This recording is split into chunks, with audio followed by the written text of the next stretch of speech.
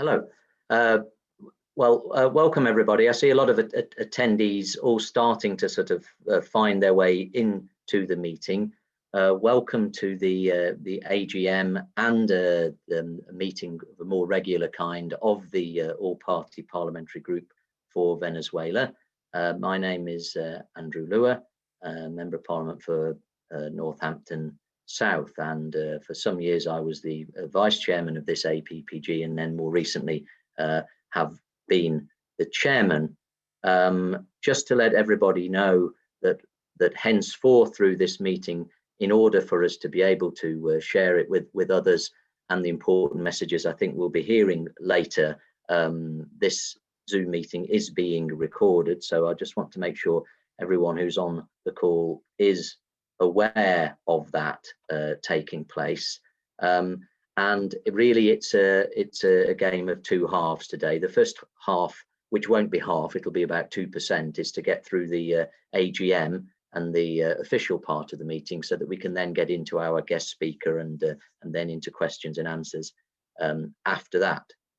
So if I now open the AGM, I'd like to ask if there are any apologies for absence that we haven't already recorded. If anyone wants to alert me to those, please do. If it occurs to you later, please just email my parliamentary email address and we'll gather them up. And then the second part of the meeting, for which I'm going to hand over to Christina very briefly to do, is the election of officers of the All-Party Parliamentary Group.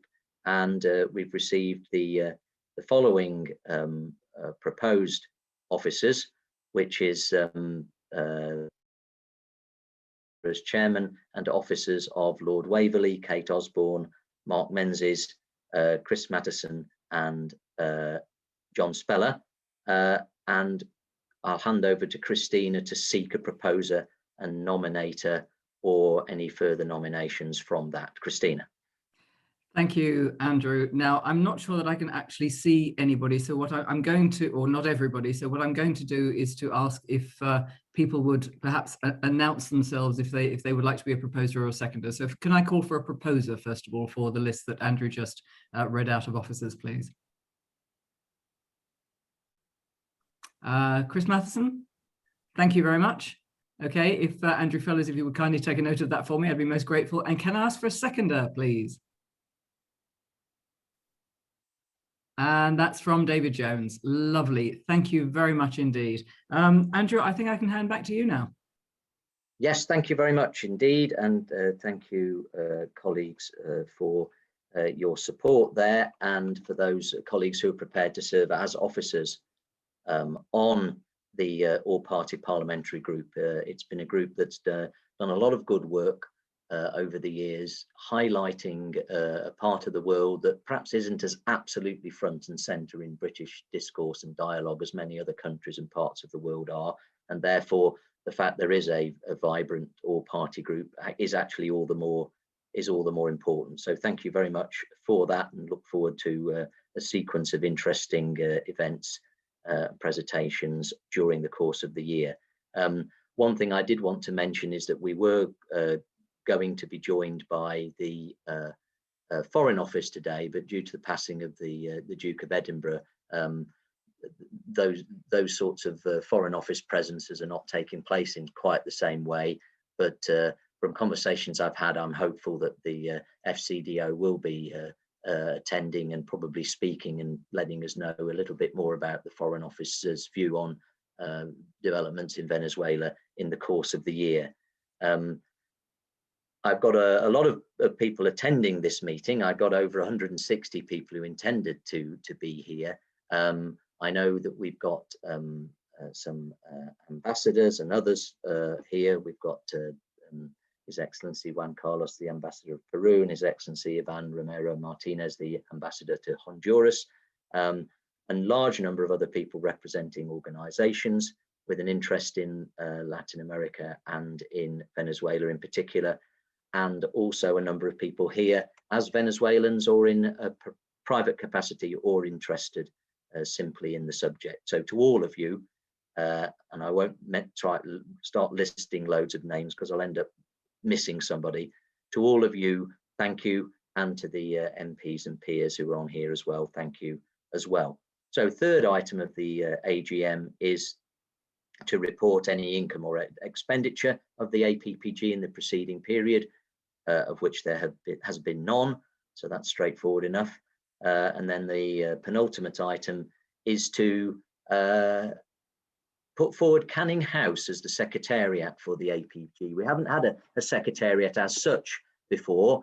My predecessor, Graham Jones' staff did the APPG. My staff have done the APPG, but given the international nature of the group, given the fact that there are lots of speakers and lots of people like today wishing to attend these events, Canning House were good enough to offer their services as the secretariat.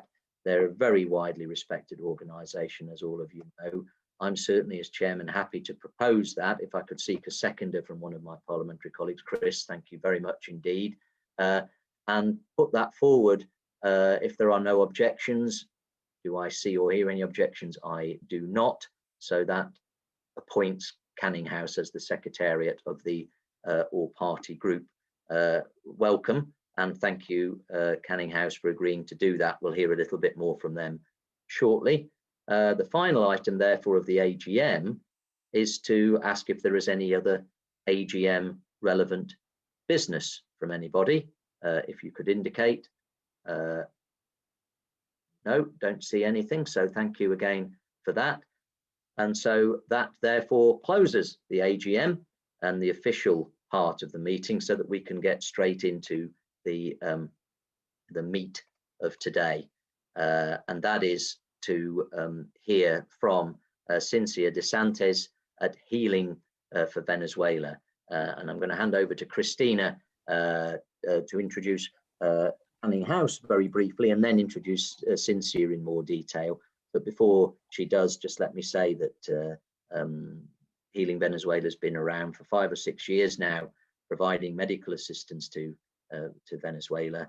It's really worked hard and been very successful in what it's done in improving lives of people in Venezuela in very challenging circumstances. It's entirely non-political, it's entirely voluntary, and I'm delighted that Lord Crisp was able to suggest to me that Cinzia would be an excellent speaker for the all-party group, because we do want to have that humanitarian focus in Venezuela, as well as the more sort of hardcore political discourses that we obviously do have from time to time in the APPG as well, and quite rightly so. But that humanitarian element's extremely important, very needed, as I know very well, in Venezuela, and has been for many, many years now. So Christina, I'm sure you can provide a little bit of detail about Canning House, a little bit more detail about Healing Venezuela as well, and then hand over to Cinzia. So Christina, I will now hand over the mic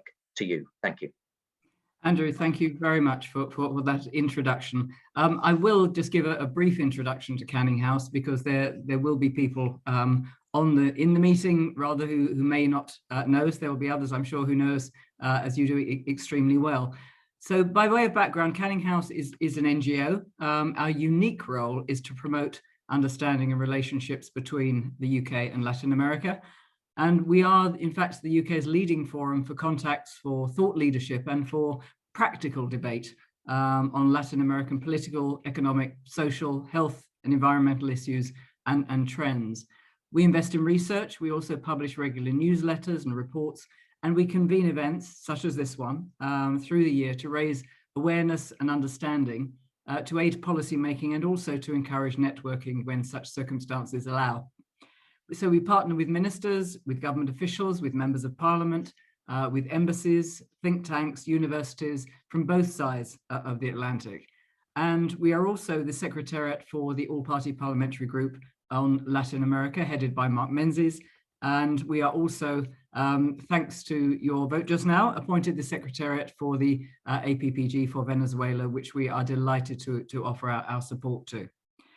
Canning House is very much an independent organisation. It's always neutral. but it's also unafraid of tackling controversies. And obviously, on the subject of Venezuela, there are plenty of those to be tackled. But before I hand over to our speaker, whom I'll introduce in a moment, I'm just going to declare a personal interest, if I may. I spent 3 years in Venezuela from 1991 to 93. They were glorious years in a country blessed with a natural diversity of flora and fauna of incredible richness, and people who loved life and were generous and kind to me, but cursed with an uneven distribution of wealth and power, and politics which even then were teetering on the edge of major upheaval.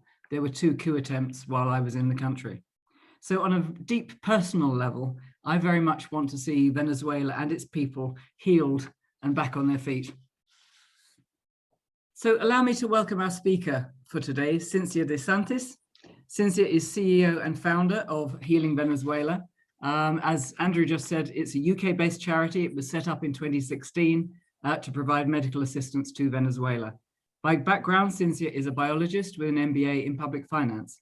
In her career, she's worked across non-governmental, national and multinational organizations in the energy sector, including BP, where we worked together effectively, also PDVSA in Venezuela itself and in the John Wood Group. She has 25 years of experience in environmental safety and occupational health matters. And in addition, surprised that you have time, Cynthia, but you seem to have managed it. She's also written and published several novels, both in English and Spanish. Since its foundation in 2016, Healing Venezuela has improved the lives of thousands of people. It has no political affiliation, as Andrew just said, and is run by volunteers. And I'm delighted to say that it's also one of the charities that Canning House is currently supporting. Now, the process that we're going to go through this afternoon is Cynthia will speak for about 20 minutes, and she will then take questions. So if you would like to ask a question, please use the chat box. There's a button at the bottom of your screen. It would be helpful if you could state your name and any affiliation. Please also indicate if you're an MP. That would be helpful too. Please be brief and do make sure it's a question. I'm afraid I'm not going to take statements. You can ask your question at any time, and please don't wait until the end to ask questions. Otherwise, Cynthia and I might find we've got a slightly awkward gap. So Cynthia, without further ado, lovely to see you again. Over to you. Thank you, Christina, so much. Lovely introduction. And thank you, everybody, Andrew and the APPG for allowing us to present the work that we do at Healing Venezuela. And also thanks to everybody who are connected around the world. I'm going to share some slides with you, and I'm going to introduce very briefly the current situation in Venezuela. I guess most of you know what's happening in Venezuela, but just to put it in context of what is Venezuela today. And then I'm going to talk about our work at Healing Venezuela. And so if you allow me, I'm going to share some slides. So basically, how is the situation in Venezuela in 2020? Well, not much better than, actually much worse than in 2021. And these numbers are, I gather, from international agencies. The FAO has established that the GDP has contracted since 2013, 80% in Venezuela, more than Germany after the Second World War, actually twice as much.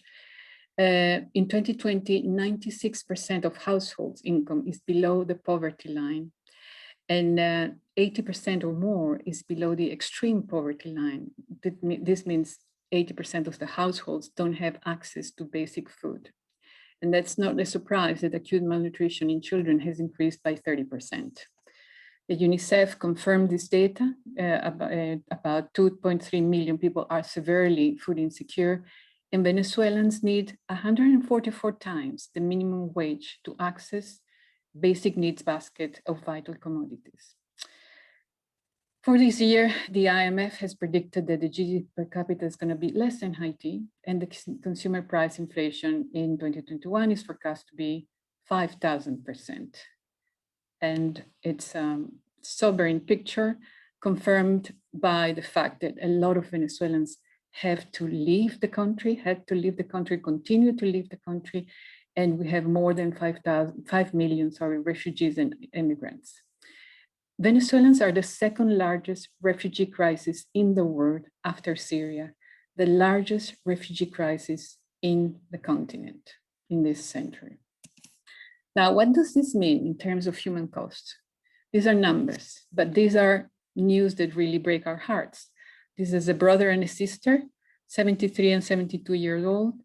They were found dead in their flat and they died for starvation. I guess I could say that these people actually are luckier because they at least have the energy to look for food in rubbish bins, a scene that is every day more frequent in the streets of Venezuela. Not so lucky are these kids who actually feed themselves from rubbish dumps. And most of them are orphans or been abandoned by their parents who have left the country because they to go to work somewhere else. Now, the crisis in Venezuela, of course, has touched all the social tissue of the country, and that includes the health sector. Venezuela in the 70s, and even when Cristina went there and she discovered this beautiful, beautiful country, Venezuela was at the forefront of the health, state health, public health in Latin America. We were pioneers in HIV research. We had eradicated endemic diseases like malaria and diphtheria. All these diseases are coming back with a vengeance. Venezuela public health sector is crumbling. 80% of hospitals are not working. And this is why now Healing Venezuela was created. So we really started in actually 2014.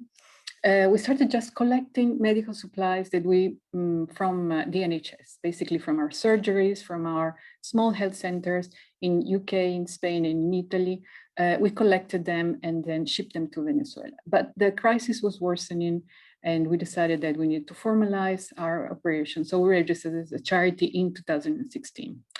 We operate mainly in rural areas and in small health centers where larger NGOs don't work. Luckily, in Venezuela now, there are large NGOs, humanitarian NGOs, but of course they cannot reach every corner of our vast country. And so basically we tend to go where they aren't, they cannot go or they don't go. And also, it gives us the fact that we're small, we're nimble, so we can adapt very quickly and move very quickly. We support actually local NGOs, we encourage them, we help them to grow, and we work very closely with grassroots initiatives of the civil society. As Cristina said, and Andrew, we have no political affiliation whatsoever, and we're run basically by volunteers. So our areas of operations are medical supplies, as I said before, skills retention. Well, you probably are aware that the health crisis in Venezuela include the diaspora, the brain drain of doctors. And so basically 50% of doctors have left the country, and the same can be said about other health professionals. So we have a program that I will talk a little bit more about later for skills retention. We have also a program with another NGO on the ground for mental well-being for health workers, but also now for school children in state schools. When the crisis worsened and we start to hear about babies dying in hospitals because of pollution in the water, we provided water treatment plants to 3 hospitals, main hospitals in Venezuela, in Caracas specifically. And finally, because the malnutrition has become actually a big issue lately, since 2019, we're also working on malnutrition programs in some areas. I will describe a little bit more about these operations later. So as I said, we have operations in, this is a small center in the central part of Venezuela, Guárico State. Because of the COVID crisis, we have been providing now not only to small health centers, but also to hospitals where we have our junior doctors. We are providing them with the PPE, basic PPE and disinfectants for COVID-19. And also, this is another volunteer that we have in the west side of the country.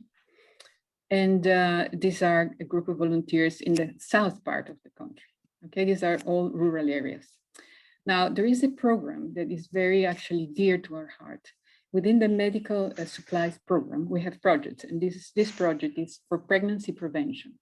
So the last report that we have from the Venezuelan government in 2017 it declared that there was an increase of mortality, maternal mortality of 65% from one year to another.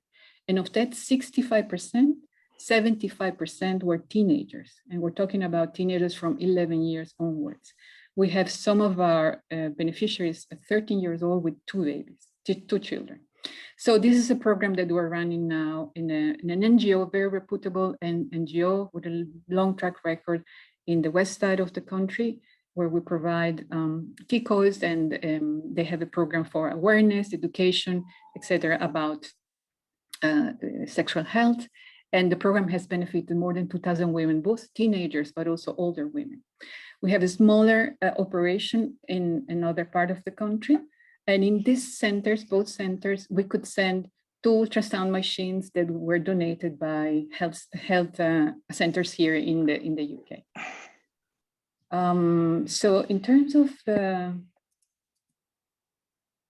our next program is about junior doctors. So as I said, there is a massive brain drain well, in general, all specialties, but in particularly we're concerned about doctors. So we now are sending $20 a month to 125 junior doctors in 5 hospitals in different parts of Venezuela. Junior doctors are at the forefront of medical care in state hospitals. And the commitment that they make with us is that they stay for 2 years in the country. So we help them during the training, but they have to stay for 2 years at least in the country. We receive lovely pictures from them and also lovely messages like this from this doctor who told us that she was suffering from anemia. And thanks to those $20 that we sent her per month, she could recover, and basically she has improved, her health has improved. Even more touching to us was this message from the children of one of our doctors, who basically thank us for helping her mother. And these are, the people that we're helping in Venezuela.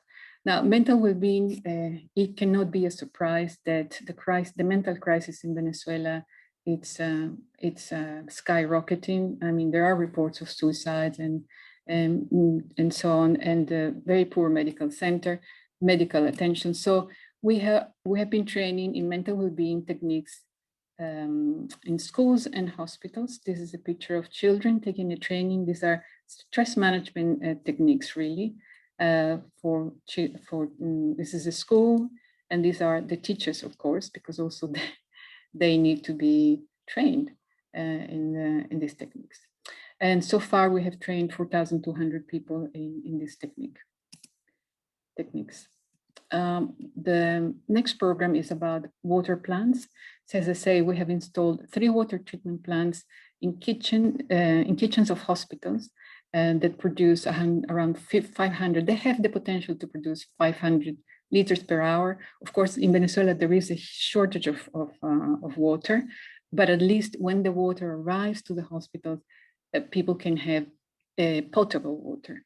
And so we know that it's not only beneficiary, it's not benefiting only the patients and the staff, but also the staff is taking the water to their home to have potable water at home.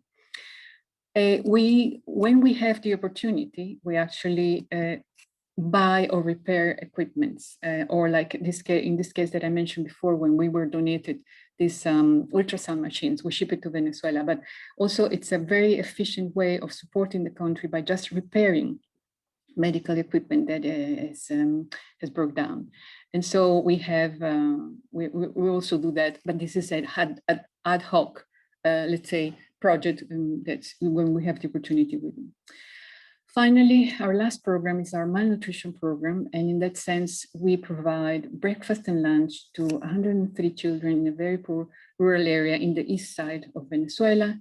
And we are providing monthly food supplies to 152 families in Caracas, a parish called La Vega.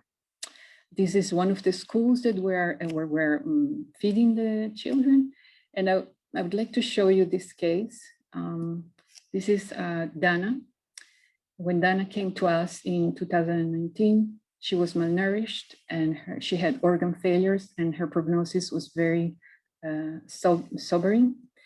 And this is Dana today, a lovely child, growing healthy and happy, and still part of our program. So this is what we do in Venezuela, basically in a nutshell. I just wanted to give you a very quick view of how we are organized. Well, in March 2017, we were in one state of Venezuela and in basically one hospital in Caracas. March 2021, we are in 15 states and several hospitals in different parts of Venezuela. And from a, let's say, an organizational point of view, in March 2017, when we started, we were 3 people. And this is our structure in March 2021. We have 30 plus ambassadors and volunteers. We have branches in France and Spain. We have a program of internship for younger generations, Venezuelans, but also Brits who are interested in Venezuela. And we have now 4 doctors on the ground that work with us. So our governance, well, of course, for us, being a Venezuelan charity in the UK, it's very important transparency. So we try to, of course, we meet all the requirements and go beyond the requirements. So we're registered with the Charity Commission and the fundraising regulator. We produce biannual financial reports. The Charity Commission requires only once a year, but we published twice a year our financial reports for transparency reasons. On a quarterly basis, we send newsletter to all of those who have subscribed or who have shown an interest in our charity. And as Andrew said, we were very lucky that Lorna Joyce, the former head of the NHS, and Professor Michael Adler have accepted to be our patrons. We won a prize in 2019 as Startup of the Year, and one of the criteria was actually transparency. And this is one of the reasons why we won the award. And then in Venezuela, we have, as I say, 4 doctors. We have policies and procedures in place, especially in those areas that are at risk.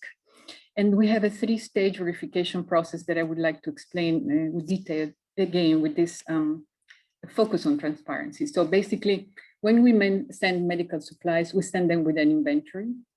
When it's received there, we request our partners on the ground to send us the picture. Now, this picture, when we send the medical supplies, we send in some boxes newspapers, UK newspapers, and we ask our partners to take a picture of the medical supplies with the UK newspaper and a Venezuelan newspaper, so we can prove that a box that left the UK has actually arrived in Venezuela, and of course the dates are very similar.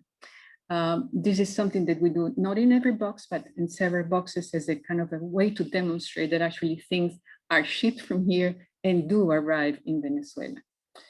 Then once the supplies are distributed, we ask for reports. We want to know how they use those medical supplies, who were the beneficiaries, their age, their sex, and the morbidity. So how do we get our funds? Well, we have a large basis of very small donors, or not so small, but it's basically a large base of small donors. We stage a lot of events when we could, and we have no support from any government. We're very lucky that we have received support from GSK. It gave us a good amount of money to start our operations in 2017, and again last year for our malnutrition program. LATA Foundation has been absolutely extraordinary with us. And the big issue also for a project that I will explain later has been extremely helpful, but no government funds. So because we don't have overhead and we don't have an office, and we basically operate in a very nimble way, 95% or more, it goes to activities on the ground.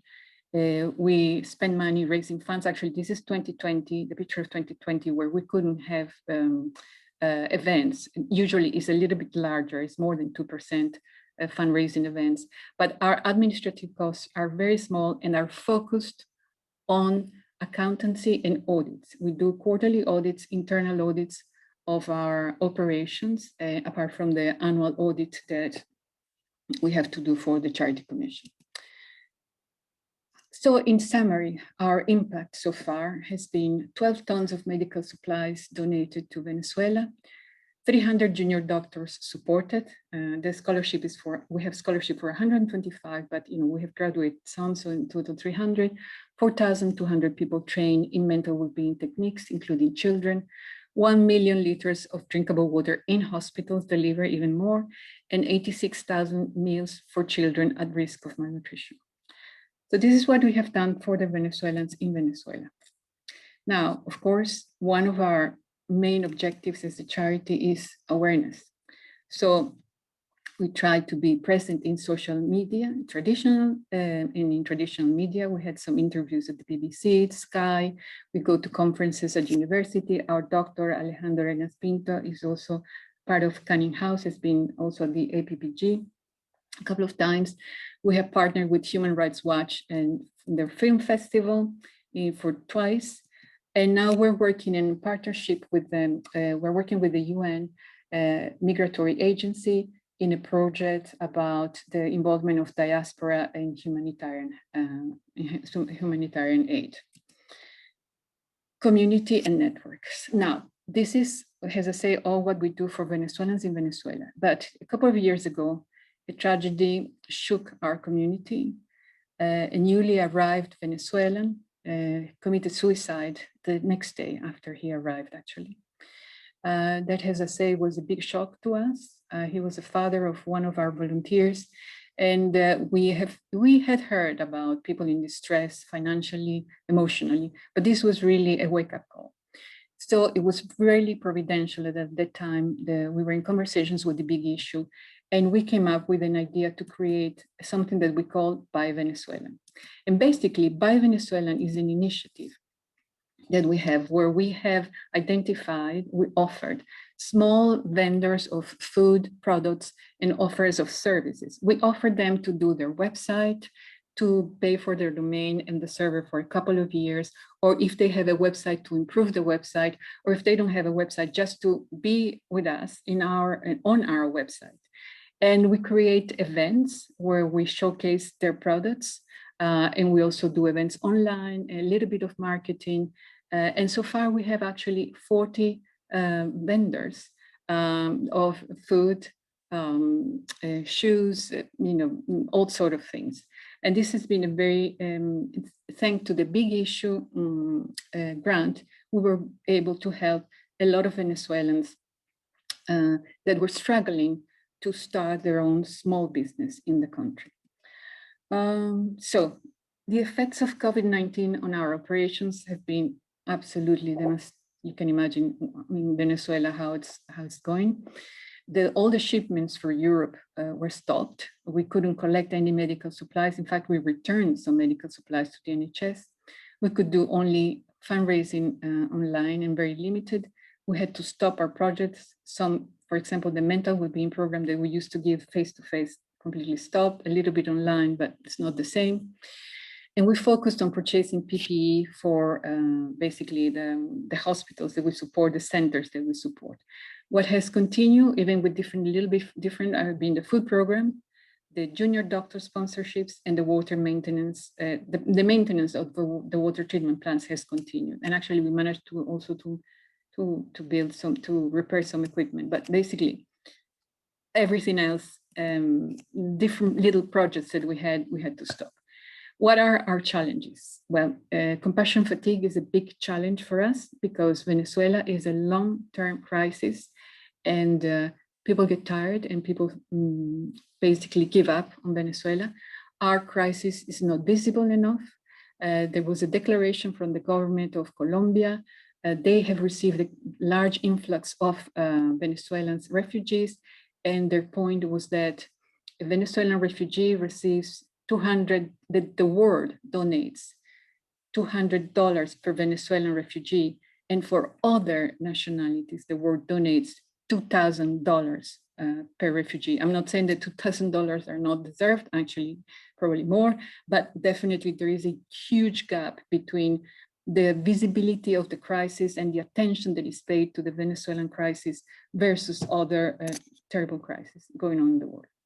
Fundraising, well, we have been searching all possible grants available in the UK, and then very few include Venezuela as one of the countries, eligible countries.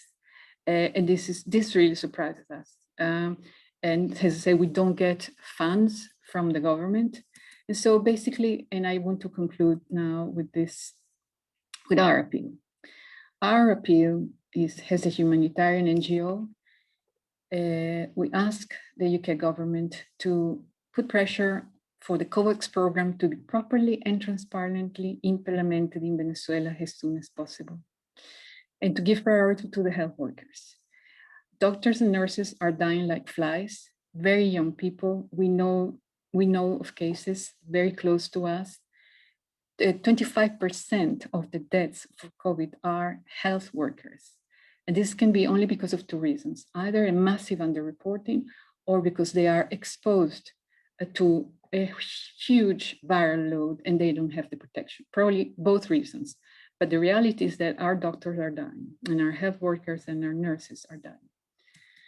So the second appeal that we have, we really would like to get some support for this awareness in teenage pregnancy prevention project. The CARICOM, which is the Caribbean Association of Countries, has established that 21,000 women have been trafficked from Venezuela to Trinidad and Tobago. And these are basically sex trafficking, okay? And this is only in the east side of the country, because we know that also it's happening on the west side of the country through Colombia, Panama, etc. We have asked 4 times to the UK government, DFID, for funds for this awareness in teenage pregnancy prevention project. We haven't been lucky. Last time we were told that it was because we didn't explain enough the role of men in the project. And then at that point, we decided to give up.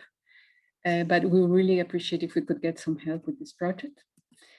And the last thing, and this is, I'm echoing Christina's word, don't write off Venezuela.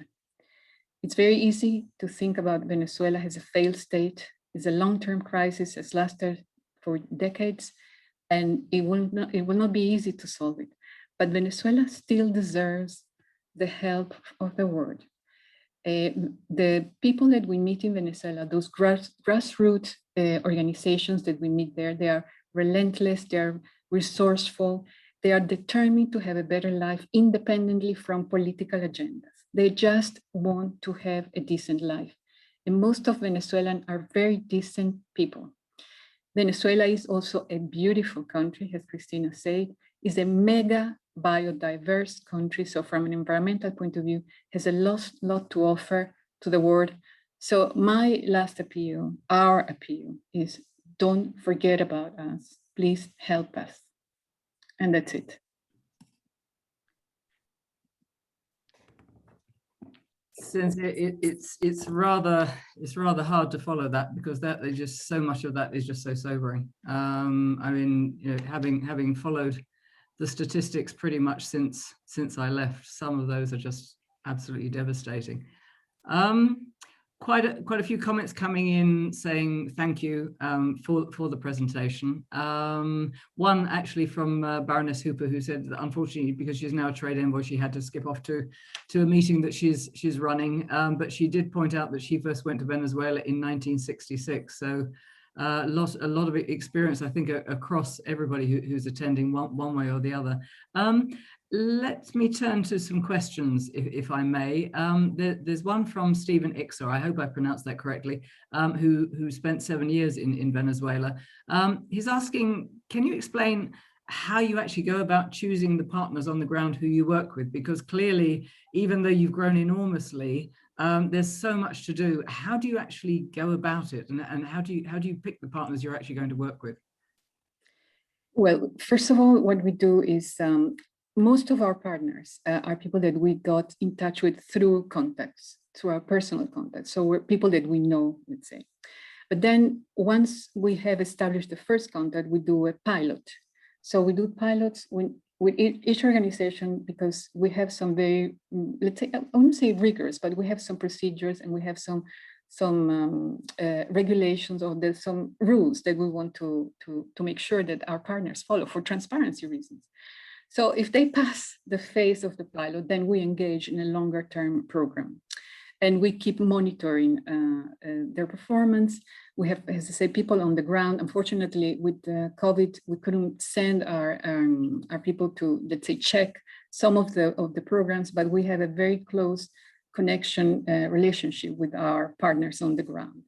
So it's, I wouldn't say it's a cumbersome process, but I'd say it's a staged process. And yeah, pretty much. And really a follow-up question to that. I mean, given there are so many things that I'm sure you would love to do, what do you do with those that you can't help right now? Do they kind of go on a list that you'll get to later, or do you try and find other people who can help them? How do you cope with that? That must be hard. Well, to cope with that, I mean, this is dealing with these things is pretty much a kind of a roller coaster of emotions. What we do though, we have done, so of course we have every day, every week, we have received desperate requests for help that we cannot fulfill, because especially we don't work with individuals, we work with organizations, which give us a guarantee of transparency again. So what we do, unfortunately, is we have compiled a list of organizations in Venezuela that we know are serious and that can help in those cases. So we reply to everybody and we just say, look, we cannot help you, but these organizations can help you. We really had to choose. I mean, even at the beginning, we were quite dispersed. We were trying to do everything and we realized we couldn't do everything. So yes, we had to be selective. Mm-hmm. A very, very specific question here from Tim Connell. How do you manage to obtain spare parts for your medical equipment? How do you go about that? Well, the state, Venezuelans are very resourceful.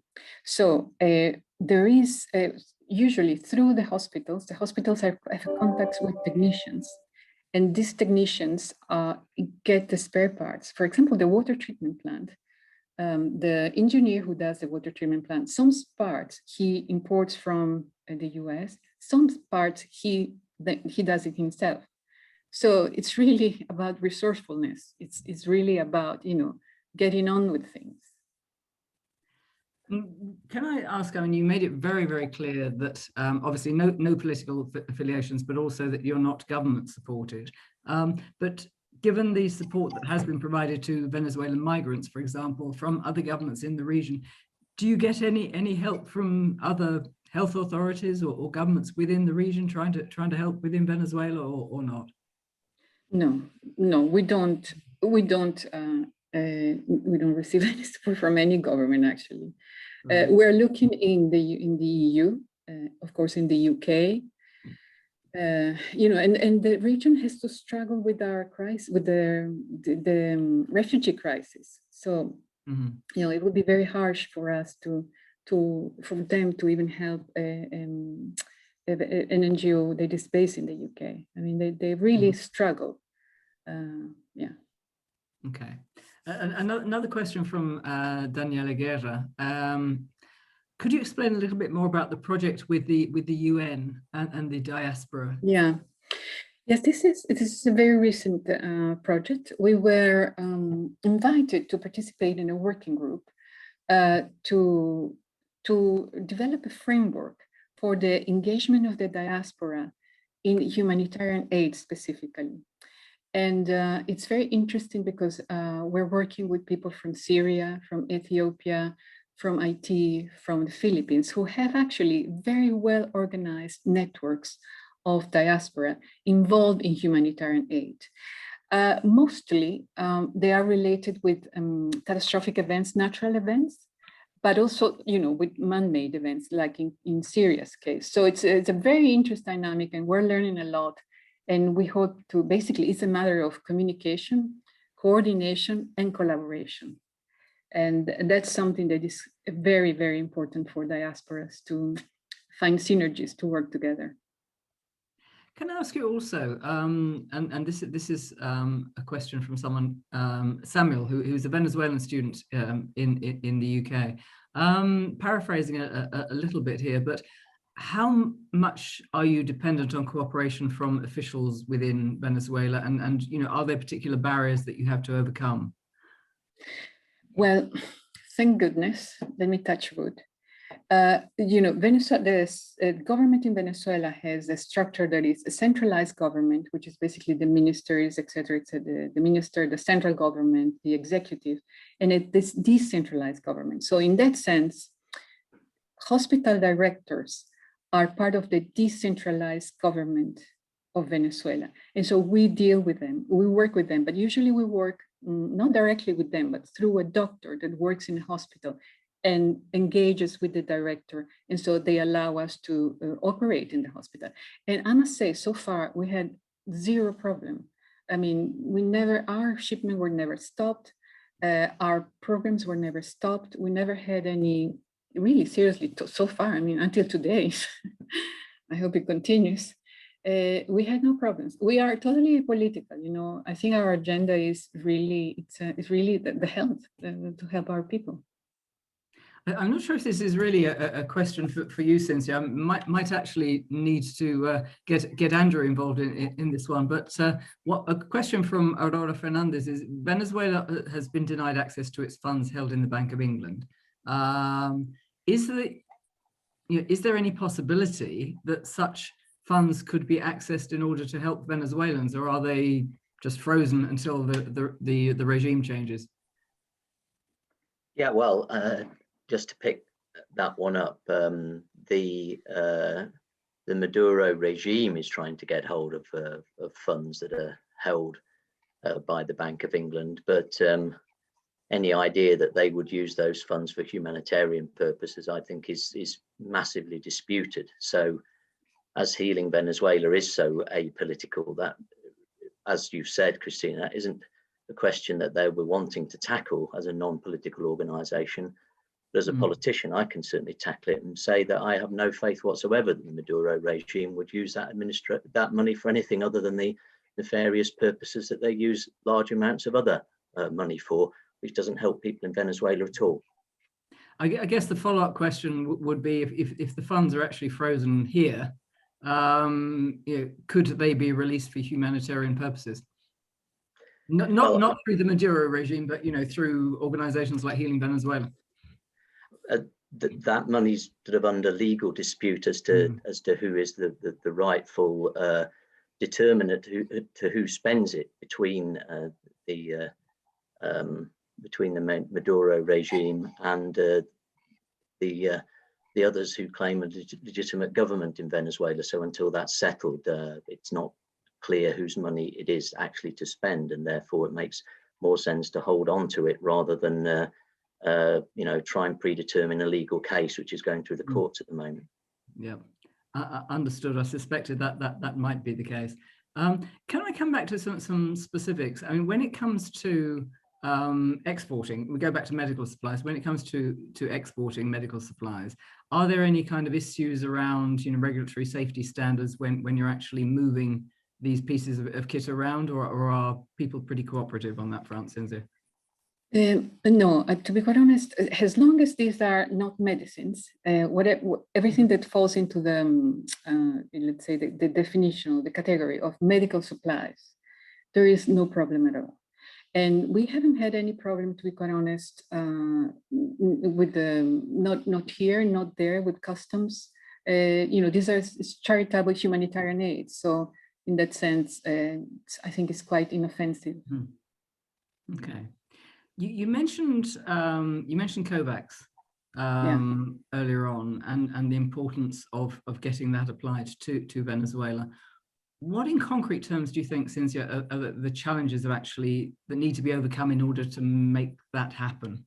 And you know, how can people help with that? Yeah, well, I think from let's say from a Venezuelan point of view, I think that there has been the political stalemate between Maduro and the opposition has been hindering the access to COVAX, to the COVAX mechanism.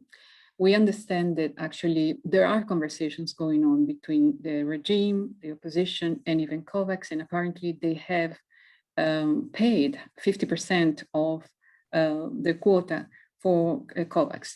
But I think that governments need to be very vigilant. I mean, Western democracies need to be very vigilant and very make sure that there is a pressure for these vaccines to be delivered to the right people in the right way. There are 750,000 vaccines were sent to Venezuela. And of those, only 100,000 were given to the healthcare professionals. The rest, we don't know. There is a lot of speculation about, being sold, et cetera, But actually, what we know, 750,000 arrived, and only 100,000 were delivered to the right people, to the people with the healthcare sector. So those are the things that I think we need to put pressure on Venezuela to make sure that the vaccines arrive to the right people. Well, I'm just looking at the time, rather conscious we're running out. But can I just turn to the education side? I mean, you spoke about the program with doctors, and you've also referred to some extent to the diaspora say in the UK, for example. How much are you able to use, as it were, the Venezuelans who are in the UK in order to, let's say, mentor some of their counterparts back in Venezuela? Is there a connection there that you find useful? Well, I think our Dr. Alejandro, he is in touch with, let's say, but not on a mentoring capacity. But actually, when we had reached an agreement with the College of Surgeons of the UK for them to send a mission to Venezuela, to give an outreach mission to Venezuela, because the UK does a lot of this sort of missions to send doctors or professionals abroad to train. And the problem was that they were stopped, or they were discouraged by the political situation. So these conversations, we started to have them in 2016. And then in 2017, 18, when it was going to happen, they basically, for safety and security reasons, decided not to do it. We tried also to approach some of the online outfits that are here in the UK. But the problem is the language, the barrier language. There are not enough doctors here in the UK, Venezuelan doctors in the UK, to have a mentoring program. But in America, there are. So these mentoring programs are happening from America. And the other, looking beyond the walls of the UK, the other countries that you mentioned, where you said you have branches, were France and Spain. Are they any more forthcoming than the UK has been in terms of helping you in your mission? We are just starting there, but we really hope so. Yeah, okay. That's our hope. Good. Okay, glad to hear it. Lots of messages coming in saying thank you so much for the presentation, Cinzia. But I think we are timed out, unfortunately. Obviously, if anybody has got burning questions that they would like to have answered, they can either come through Andrew or ourselves. That would be absolutely fine, and we'll happily field questions as part of a follow-up. But I'm actually going to hand back to you, Andrew, for some closing remarks, if I may. Thank you very much, Christina. Thank you for chairing and fielding the larger number of there, including some on the humanitarian efforts, some on some of the sort of wider political topics that we'll be dealing with in some of our future meetings. As you recalled, and that point of the all-party group is to focus on different areas that affect life in Venezuela and affect British relations with Venezuela as well, both in terms of humanitarian aid, but those sort of wider geopolitical questions which are likely to come rather more to the fore in some of our other meetings. So Cinzia, thank you so much for coming today. Thank you for your presentation. Some very emotional and harrowing things to contemplate for those of us who are very close to Venezuela, as I am, and obviously you and many other people are on here. We look forward to continuing dialogue with you. Look forward to hearing more about your work in future. Hope that the presentation has given you an opportunity to tell more people and enable more people to find out about the great work you do. And on behalf of everybody, may we wish you the very, very best of good fortune with the great work that you do that helps so many people in Venezuela. Thank you so much, Andrew, and everybody. Thank you. And as Christina said, we're getting up to past now, so I'll be in touch about the next meeting of the All-Party Parliamentary Group. And on behalf of myself, my fellow officers, Canning House, and the other MPs and peers who've attended this call, thank you for everybody who's been on it, for listening to the presentation and for your questions, and we will be in touch soon. Thank you all very much.